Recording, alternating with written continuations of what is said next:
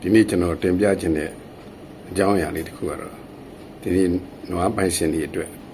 နွားနည်းနည်းများမွေးတဲ့လူတွေဆိုရင်အများအဖြစ်တွေ့ရတယ်နမတွေမှာဒီသားမွေးပြီးတော့ကျွန်တော်တို့အချင်းမကြတဲ့ပြဿနာပေါ့နော်အချင်းမကြတဲ့ယောဂပေါ့နော်အဲ့ယောဂဖြစ်တဲ့အခါမှာဒီမှားယွင်းစွာကျွန်တော်တို့ဒီမွေးမြူရေးသမားတွေအကြမှာမှားယွင်းစွာလှုပ်ဆောင်နေတဲ့အရာလေးတစ်ခုကကျွန်တော်သိသိထိုက်တဲ့ကိစ္စလေးဖြစ်နေလို့ကျွန်တော်တင်ပြသွားမှာဖြစ်ပါတယ်ဒီမှားယွင်းတဲ့ကိစ္စရဟာလဲမိမိရဲ့မွေးမြူရေးမှာစီးပွားရေးလဲနော်တစ်စိတ်တစ်ပိုင်းဆုပ်ယုပ်သွားနိုင်တယ်လို့စီးပွားရေးဆုံးရှုံးမှုရှိတယ်လို့ကျွန်တော်တို့ရဲ့ကျေးဇူးရှင်နွားလေးတွေအပေါ်မှာလဲနော်ကောင်းမွန်လို့ခါမှာဆိုးကျိုးကိုရောက်စေတဲ့ပုံစံဖြစ်သွားတယ်လို့ကျွန်တော်ဒီနွားမအချင်းမကြတဲ့ပြဿနာမှာမှားယွင်းစွာလုံနာလေးကိုကျွန်တော်ဆွေးနွေးသွားပါမယ်အဓိကကတော့ကျွန်တော်တို့နွားတွေမှာနမတွေမှာအချင်းမကြတဲ့အခါမှာဒီရက်ထဲမှာကျွန်တော်တို့တက်တည်နားလဲတဲ့လူခေါ်ပြီးတော့ပြတဲ့အခါမှာဘာလုပ်ကြလဲဆိုတော့နမကိုကျွန်တော်တို့ဒီအချင်းမကြဘူးဆိုတဲ့အခါမှာဒီနမရဲ့တအိမ်ထဲကိုနော်အင်္ဂါကနေလက်နှိုက်ပြီးတော့ကျွန်တော်တို့ဆွဲခွာတာပေါ့အချင်းဒီတဖန်သီးတွေကိုကျွန်တော်တို့တအိမ်နဲ့ချိတ်ဆက်နေတဲ့တဖန်သီးတွေကိုဆွဲခွာတဲ့လေးချင်းအတော်တော်လေးလုံနေကြတယ်အဲ့တော့ဒီဟာကြီးကလုံးဝမှားယွင်းနေတယ်နော်လုံးဝမလုံတင်ဘူးကျွန်တော်တို့ဒီမွေးမြူရေးစိတ်ကူမွေးကူပညာရှင်တွေရဲ့ခြားမှာလဲဒီဟာမလုံတင်ဘူးဆိုတဲ့နော်ဇီမင်းစီကန်းတွေထုတ်ထားတယ်ဒါမလုံရဘူးကျွန်တော်တို့ရဲ့လက်ဆွဲစာအုပ်ဒီမှာလည်းပြထန်းထားတယ်ကျွန်တော်တို့ရဲ့ဒီမွေးမြူရေးဆေးပညာရှင်တွေကြားမှာလဲဦးကြီးပညာရှင်တွေကြားမှာလဲဒီနမအချင်းမကြတာဘူးတအိမ်ထဲကိုလက်နဲ့နှိုက်ပြီးဆွဲထုတ်တာဟာလုံးဝအကျိုးမရှိဘဲနဲ့ဆိုးကျိုးတွေပဲတက်ရောက်စေတယ်ဆိုတာကိုကျွန်တော်တို့အားလုံးပညာရှင်တွေကကမ္ဘာနော်နိုင်ငံတကာပညာရှင်တွေကပါမောက္ခများအတီးပြူကြီးဖြစ်ပါတယ်အဲဒါမို့ကျွန်တော်တို့ကဒီအတီးပြူကြီးဖြစ်တဲ့ကိစ္စရလည်းဖြစ်တဲ့အတွက်ကျွန်တော်အထောက်ထားလေးတွေလည်းကျွန်တော်တို့ပြီးရင်ကျွန်တော်တွဲပြီးတော့တင်ပြသွားပါမယ်နော်အဲ့တော့ဒီထောက်ထားတွေကြောင့်နွားဟာဒီလိုတအိမ်လေးကိုအချင်းလက်နဲ့တွင်းပြီးတော့ဆွဲခွာတဲ့ဟာဆိုးကျိုးတွေဘာတွေဖြစ်လာမလဲနော်ကောင်းကျိုးကဖြစ်လာမလားကောင်းကျိုးကဘာမှမဖြစ်ဘူးနော်ကောင်းကျိုးမဖြစ်ဘဲနဲ့သူကဆိုးကျိုးပဲဖြစ်မယ်နော်နမကိုကျွန်တော်အချင်းကျန်းနေလို့တအိမ်လေးကိုလက်နဲ့နှိုက်ပြီးဆွဲခွာတယ်ဆွဲထုတ်တယ်အားနဲ့ဆွဲထုတ်တဲ့ပြဿနာဟာဆိုးကျိုးပဲရှိတယ်နော်ဆိုးကျိုးပဲရှိတယ်ဘာတွေဆိုးကျိုးဖြစ်မလဲဆိုတော့အဲ့လိုဒီတိမ်နဲ့နှိုက်ပြီးကုတ်ပြီးတော့ကျွန်တော်တို့ဆွဲခွာတဲ့အကျိုးကြောင့်မို့ကျွန်တော်တို့နမဟာသူ့ရဲ့နမမှာတအိမ်မှာတဘာဝကျွန်တော်တို့ခုခံအားနော်ကျွန်တော်တို့ defense ပေါ့နော် defense ဆိုတိုက်ဒီခုခံအားတွေတို့ရှိပြီးသားတဘာဝဒီတိုက်စစ်သူ့မှာရှိတယ်အဲ့တိုက်စစ်တွေပျက်စီးသွားတယ်နော်တိမ်ကာကွယ်ရေးစနစ်တွေပျက်စီးသွားမယ်နောက်ပြီးတော့တိမ်ဟာကျွန်တော်တို့သူ့ရဲ့တဘာဝအရာတိမ်ကိုယ်တိုင်ကဒီကျွန်တော်တို့ involuntary movement မာဆယ်ရဲ့ movement ညှိအားပေါ့ကျွန်တော်တို့ညှိအားပေါ့နော်ဒီလိုလိုင်းတွန်းလို့ကျွန်တော်တို့ညှိအားအလူလူသူ့စီမှာတဘာဝပေးထားတဲ့ညှိအားတွေမာဆယ်တုံးနေအလူလူလုတ်တဲ့စနစ်တွေပျက်စီးသွားမယ်နောက်တစ်ခါကျွန်တော်တို့တအိမ်နာရာရှည်ရောင်ရမ်းမှုဖြစ်ပြီးရင်နမသည်ဖိုးသွားနိုင်တယ်နောက်ပြီးတော့တစ်ခါပိန်လှီပြီးတော့ကျွန်တော်တို့သားမမွေးနိုင်တဲ့အဆင့်တွေသားမကတ်နိုင်တော့တဲ့အဆင့်တွေကိုနောက်ပိုင်းရောက်သွားနိုင်တယ်အဲ့တော့တချို့လဲကံကောင်းစွာနဲ့သားတော့မွေးတယ်ပုံမှန်မဟုတ်ဘူးတော့နဲ့သားတွေချသွားမယ်ပေါ့ဗျာအရင်ကတနေ့ခွဲတသားတော့မွေးတာ3နှစ်တသားတို့4နှစ်တသားတို့ဖြစ်ကောင်းလည်းဖြစ်သွားနိုင်တယ်ဒါကြောင့်မို့ကျွန်တော်တို့ကဒီဟာနဲ့ပတ်သက်ရင်ဒီမလုပ်ဖို့နော်အဲ့တော့နမအချင်းကပ်ပြီးဒီတွဲလောင်းကြီးဖြစ်နေပြီအချင်းအောက်မကြဘူးဆိုရင်ကျွန်တော်တို့ဘာမှမလုပ်တာအကောင်းဆုံးပဲအရာထဲမှာတော့အဲ့တော့ဟိုဒီအကယ်၍ကျွန်တော်တို့ဒီအပုပ်နံလေးပါလေးရလာတယ်ပေါ့နော်ရက်ကလေးကြားလာလို့အပုပ်နံလေးပါလေးရလာတယ်ဆိုရင်တော့သက်ဆိုင်ရာကျွမ်းကျင်တဲ့ဆရာဝန်နဲ့နော်ခေါ်ယူပြီးတော့ဒီအပုပ်ကိုပိုးသက်ဆေးနဲ့ထိုးစီဖြစ်စီတိုက်တဲ့ဆေးဖြစ်စီကုသလို့ရတယ်နော်ဒီတိမ်နဲ့ဟိုတော့ဘာမှမလုပ်စေချင်ဘူးဒါပညာရဲ့နော်ပညာရှင်တွေရဲ့တွေ့ရှိချက် နော်စာတန်းတွေအရာနော်သူတွေတနာတွေအရာတွေးရှိချက်ပဲဘာမှမလုပ်နဲ့သူဒီအလွန်ဆုံး2ရက်ကနေ17ရက်ပေါ့17ရက်အလွန်ဆုံးပဲသူဟာဒီအချင်းဟာသူကကွာကြသွားမှာပဲကွာကြသွားမယ်နော်21ရက်ပဲအဲ့တော့တာမန်အားဖြင့်တော့ကျွန်တော်တို့ normal ပုံမှန်ကတော့ကျွန်တော်တို့3နာရီမွေးပြီးလို့ကလေးမွေးပြီးလို့3နာရီနဲ့8နာရီအတွင်းကြာကြတာပေါ့3နာရီနဲ့8နာရီကျော်သွားရင်တော့ဒါဟိုနေမပြုတော့ဘူးဆိုပြီးတော့မဟုတ်တော့ဘူးအချင်းကကတ်နေပြီဆိုပြီးတော့နွားပိုင်ရှင်တွေကလည်းနည်းနည်းပြားလာတာပေါ့လေအချင်းကပ်ပြီဆိုပြီးတော့နိစ္စရလူတွေနဲ့ဆွေးနွေးတဲ့အခါကျတော့အဲဒီလူတွေကလည်းဘာလုပ်လဲဒီလေအိမ်ထဲကိုလက်နှိုက်ပြီးတော့ကျွန်တော်တို့ဆွဲခွာလူတွေလည်းထွက်ပေါ့နော်အဲအားကြောင့်မို့ကျွန်တော်တို့ကခုနကပြောတဲ့အိမ်ရဲ့ဒီနှိုက်ချင်းအပြင်ကောင်းကျိုးမရှိဘူးဆိုးကျိုးပဲရှိတယ်နမရကောင်ပျက်စီးနိုင်တဲ့အနေအထားပဲရှိတယ်နော်ဒါကြောင့်မို့ကျွန်တော်တို့ကဒီအိမ်နဲ့နှိုက်တဲ့ကိစ္စကလုံးဝမလုံးနဲ့အဲ့တော့သူ့ဟာသူပဲ17ရက်အတွင်းမှာတော့ကြာသွားမှာဘာလို့ဆိုမနေဘူးသူကဒီအချင်းတိုင်ကတာမန်တိန်ကိုကုတ်ထားတဲ့တဖန်းသီးလိုဟာလေးတွေကသူကမိခင်ရဲ့ပစ္စည်းမဟုတ်ဘူးနော်အဲ့ဒါကြောင့်သူကအပြင်ပစ္စည်းဖြစ်ခြင်းကြောင့်သူဟာအချင်းတိုင်ရင်သူဟာကွာကြမှာပဲအဲ့တော့ဒီမကွာကြလို့ပုတ်လာတာလေးတွေပါလေးတွေကိုဆရာရှိရဲ့အနံ့လေးထွက်တတ်ပါတယ်အဲ့ပုတ်တဲ့ဟာကိုပုတ်တယ်လို့ကျွန်တော်တိုက်ဆေးနဲ့ဒီထိုးသေးတွေနဲ့ကုသလို့ရတယ်ဒီတိန်နဲ့တော့ဘာမှနော်ဒါပညာရှင်စာတန်းနေနော်ကျွန်တော်တို့အမတန်မှဒီနာမည်ကြီးတဲ့အမေရိကန်ဒီ Rostec သူကပါမောက္ခတွေနော်နောက်ပြီးကျွန်တော်အရှေ့တောင်အာရှဘင်္ဂလားဒေ့ရှ်ကပါမောက္ခတွေနော်သူတို့ရဲ့ပြုစုတဲ့စာတန်းတွေသူတေသနာတွေကိုလည်းကျွန်တော်တို့ကမ္ဘာလက်ဆန်ကျမ်းမာရေးအဖွဲ့အတီးပြုတ်ပြီနော်အဲ့တော့ဘာလို့ရမလဲဆိုတော့ပိုင်ရှင်ကဘာမှမလုပ်ပါနဲ့နည်းနည်းအပုံနှံလေးရတယ်နည်းနည်းလေးကြားတယ်ဆိုရင်ခုနပြောသလိုဘုဒ္ဓဆေးပါးကတိုက်မယ်ဆိုရင်ရတယ်ဘုဒ္ဓဆေးဆိုတာကျွန်တော်တို့ antibiotic ပေါ့နော်အဲဒီဆေးတွေတောက်ဆေးတွေတိုက်လို့ရတယ်နော်ဒီနောက်တစ်ခါကျွန်တော်တို့ဒီရဲ့ဒီနောက်ပိုင်းကဒီအင်္ဂါဇက်အပြင်ပိုင်းလေးကို antiseptic ပေါ့နော်ကျွန်တော်တို့ဆေးလေးတွေနဲ့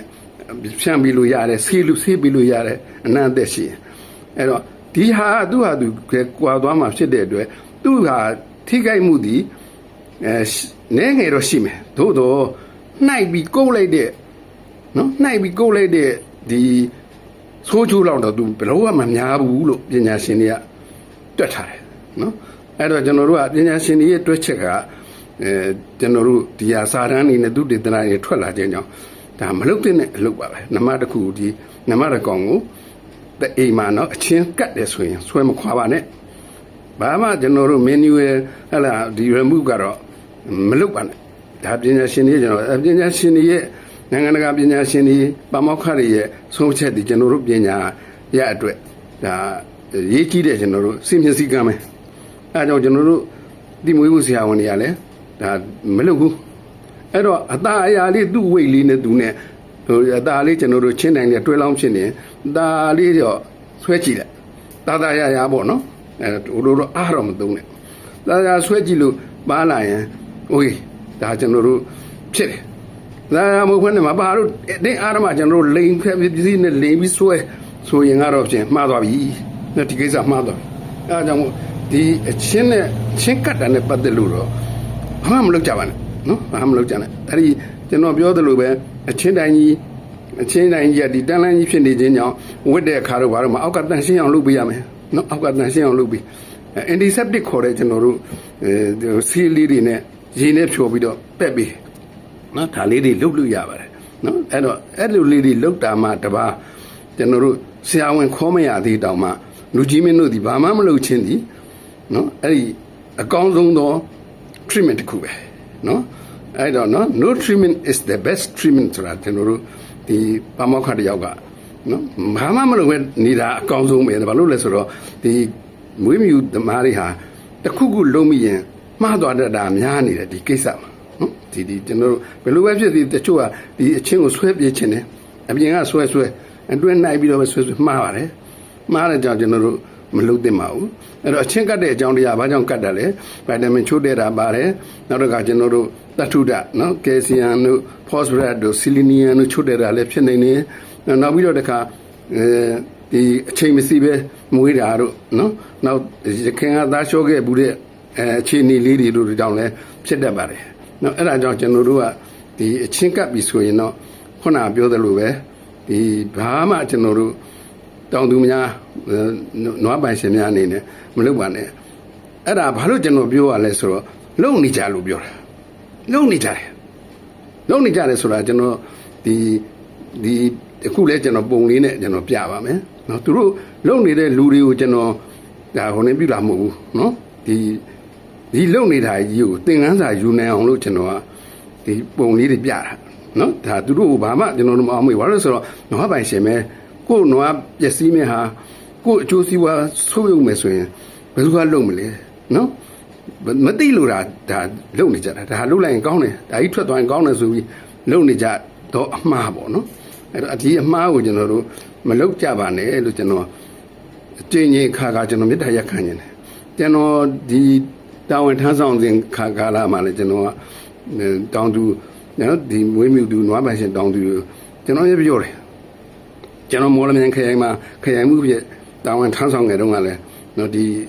နေလှည့်တဲ့အခါမှာကျွန်တော်ကလည်းဝါသနာပါစေကူတာခရိုင်မှုလို့တော့လောက်တော့လေကျွန်တော်စေကူနေတာအဲ့ကကြောင့်ကျွန်တော်ဒီဆရာဝန်လေးနဲ့တွေ့ရင်လည်းကျွန်တော်အမြဲပြောပြတယ်ဘာမှမင်းတို့ဒီနိုင်ကြတာတွေ့နေရတယ်အခုလည်းတွေ့နေတာပဲကျွန်တော်တို့ဒီလောက်ပြောနိုင်တာတော့တော့မရဘူးပေါ့ဗျာနော်တွေ့နေရတယ်နော်ဟိုနေ့ကဆို YouTube ပေါ်မှာကိုနော်တင်ထားတာဒီတော့ဒီကြာတွေ့နေရတော့ကျွန်တော်တို့ကဒါကျွန်တော်တို့ပညာရှင်တွေရဲ့အားနည်းချက်လည်းပါတာပေါ့ဗျာကျွန်တော်ပညာရှင်တွေမှာပညာပေးရမယ့်တာဝန်ရှိတာပညာမပေးနိုင်သေးလို့မသိလို့ပဲဒီနွားပိုင်ရှင်ကတော့သူ့နွားအကျိုးစီးပွားပစ္စည်းမဲ့ဟာသိရင်ပဲလုပ်မလဲနော်မသိလို့ပေါ့ဒါကြောင့်ကျွန်တော်ကကျွန်တော်တို့ရဲ့ဒီ platform ကလည်းကျွန်တော်တို့က7မိနစ်လောက်ပဲရတာဆိုတော့အချိန်ကတစ်ခါတလေကြော်သွားတဲ့ခါကျရင်အဲတော့အပိုင်းနှစ်ကိုလည်းဆက်လက်ပြီးတော့ပေါ့နော်ဆက်လက်ပြီးရှိမှလိပ်ပတ်လေပြီးတော့သဘောပေါက်ရင်တောင်သူတွေကျွန်တော်တို့ကပြောပြပါနော်ပြောပြပါဒီနွားဒီအချင်းကတ်လို့ရှိရင်ဘာမှမလုပ်နဲ့တက်ကြွနဲ့ဆရာဝန်ခေါ်ပြီးတော့ဆရာဝန်တောင်မှပဲသူကလက်နဲ့နှိုက်မယ်ဆိုရင်ဘွင့်နေပြောရရင်မတိုက်စီနေဗျာဒါကျွန်တော်စီမင်းစီကမယ်နော်စီမင်းကနားနိုင်စီနေကျွန်တော်ခွင့်မပြုနိုင်ဘူးလားပြောအာမနာနဲ့ကိုတော့ပဲနော်ဘာလို့လဲဆိုတော့မှားရွံ့နေတဲ့လောက်ရကြည့်တယ်နော်မှားရွံ့နေတဲ့လောက်ရကြည့်ဆိုတော့ကျွန်တော်တို့တချို့သင်တန်းစင်းတွေဆရာဝန်ကတော့လုံးမှာမဟုတ်ပါဘူးနော်သင်တန်းစင်းတွေရက်တို့သင်တန်းစင်းတွေမွေးမြူရက်တို့သင်တန်းစင်းတွေပါတယ်ကြတော့ဆရာဝန်မအားတဲ့အခါလောက်ကြကိုင်းကြတာရှိတဲ့အခါမှာဒီလိုကိုကသိထားမှဖြစ်ကိုကသိကိုထားမှကိုကသိထားပြီးရင်ဒီအကြောင်းအရာဟာဒီနွားချင်းမကြရင်မကင်နဲ့ကွာတိမ်နေဦးတော့နော်ဘာမှမထိနဲ့ဒါအမှန်လုံးပဲကျွန်တော်ရဲဝံ့ပြောတယ်နော်ဘာလို့လဲဆိုတော့ကျွန်တော်တို့ရဲ့ဒီနိုင်ငံတကာပေါ့နော်နိုင်ငံတကာရဲ့ပညာရဲ့စံနှုန်းတွေရကျွန်တော်တို့ဒီအချင်းကပ်ရင်လုံးဝနှိုက်ချင်းပြုချင်းဆွဲခွာချင်းမလုပ်ရပါနော်ကောင်းကျိုးတဲ့ကောင်းကျိုးမရပါနဲ့ဆိုးကျိုးပဲရပါတယ်ဆိုးကျိုးရမယ်ဘာလို့လဲဆိုတော့ဒီတဲ့အိမ်မှာစက်တုံးနေပြမယ်တဲ့အိမ်ရောင်ရမ်းရင်းနေဖြစ်မယ်တဲ့အိမ်ရဲ့ကာကွယ်ရေးစနစ်တွေသူ့ခါသူကောင်းနေတဲ့ကာကွယ်ရေးစနစ်တွေပြည့်ရင်းသွားမယ်အဲ့ဒါဆိုရင်ကျွန်တော်တော့ကောင်ဆုံးရှုံးမယ်ဆက်မွေးလာမယ်နော်သားပေါက်ဒီလဲရရှိမှုနေသွားရင်ဒါဆုံးရှုံးသွားမှာပဲအဲ့ဒါကြောင့်ကျွန်တော်အနေနဲ့တော့ဒီကတူတူလေးပြောချင်တာပါဘာလို့လဲဆိုတော့သို့တော်လည်းပဲတူတူလေးပြောလို့ရှိရင်တော့ဒီတစ်ခါတလေနားထဲမှာမစွဲနိုင်တာကြောင့်လိပ်ပတ်လေအောင်ကျွန်တော်ဒီလောက်တော့ဒါပြောရတာပေါ့အဲကြတော့ကျွန်တော်ရဲ့ဒီမှာ TikTok ဘယ်လဲဖောင်းမှာကြတော့7မိနစ်ပဲအချိန်ကပြီးတဲ့အခါကျတော့ဘိုင်းနှစ်ပိုင်းအနေနဲ့ဖြစ်သွားပါတယ်ဘိုင်းနှစ်ဖြစ်တာလေးလည်းတင်းချင်းခံပြီးတော့နော်ဒီဓာလေးနားထောင်ပြီးတော့မိမိတွေမကဘဲနဲ့ဒီနွားမွေးတဲ့တောင်သူတွေကို့အနားမှာနော်ပြောပြပေါ့နွားမွေးရင်အချင်းကတ်တည်းဆွဲအချင်းကတ်ရင်အချင်းကတ်တယ်ဆိုရင်ဒီနော်ဒါရမလုံးနဲ့ရဲပြောကျွန်တော်ရဲပြောတာနော်ကျွန်တော်ရဲပြောတယ်ဘာလို့လဲဆိုတော့ international ရဲ့ကျွန်တော်တို့စံနှုန်းတွေအရကျွန်တော်ပြောတာနော်နွားနမအချင်းမကြရင်လုံးဝနော်ဒီအိမ်ကိုနှိုက်ပြီးတော့ကုတ်ဆွဲတာတွေအပြင်ကနေပြီးတော့အားနဲ့ဆွဲတာတွေလုံးဝမလုပ်ကြပါနဲ့လို့ကျွန်တော်မြစ်တာရက်ခံရင်းနဲ့အားလုံးကိုကျွန်တော်တို့ဒီဘဝတိုးတက်ကြပါစေအားလုံးကြမ်းမှချမ်းသာကြပါစေလို့ဆုတောင်းရင်းနဲ့ပဲနေဟုတ်ချောပါရခင်ဗျာ